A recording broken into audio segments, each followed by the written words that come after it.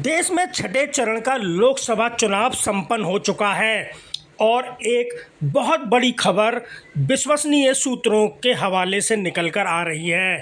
राजनीतिक सूत्रों ने बताया है कि आरएसएस ने अब ये स्वीकार लगभग कर लिया है कि शायद भाजपा को इस चुनाव में बहुमत नहीं मिलेगा। इस दशा में आरएसएस रणनीति बनाने में जुट गया है। अब सूत्रों के अनुसार ये माना जा रहा है कि अगले प्रधानमंत्री नरेंद्र मोदी नहीं बनेंगे और दोनों दशाओं में नहीं बन सकते हैं। यदि भाजपा को बहुमत मिला भी तो आरएसएस हो सकता है नितिन गडकरी का नाम आगे कर सकता है, क्योंकि नितिन गडकरी सर्वमान्य नेता हैं और विपक्ष में भी नितिन गडकरी की काफ़ी इज्जत होती है। आरएसएस ये मानकर चल रहा है कि यदि भाजपा बहुमत के पास पहुंच भी गई तो अब शायद नेता बदलना पड़े।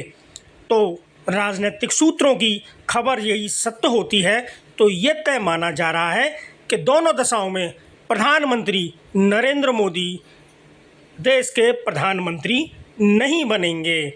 ये बहुत बड़ी बात है कि अब आरएसएस के हलकों में भी इस बात को लेकर चर्चा हो गई है कि क्या भारतीय जनता पार्टी को बहुमत मिलने जा रहा है। छठे चरण के चुनाव के संपन्न होने के बाद अब ये माना जा रहा है कि शायद भारतीय जनता पार्टी बहुमत की लड़ाई पर आके अटक सकती है, यानी बहुमत से पीछे भी रह सकती है।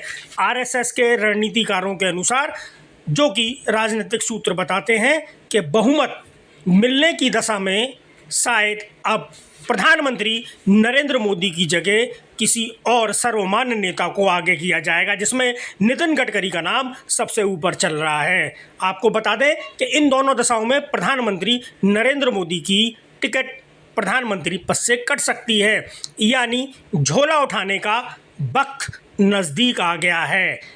हालातों के अनुसार भारतीय जनता पार्टी के एक तबके में भी चर्चा है कि ये चुनाव एक लहर का चुनाव नहीं है।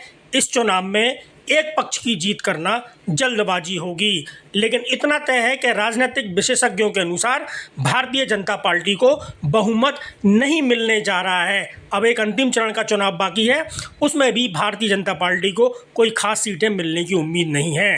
पंजाब से बीजेपी को कोई उम्मीद नहीं है।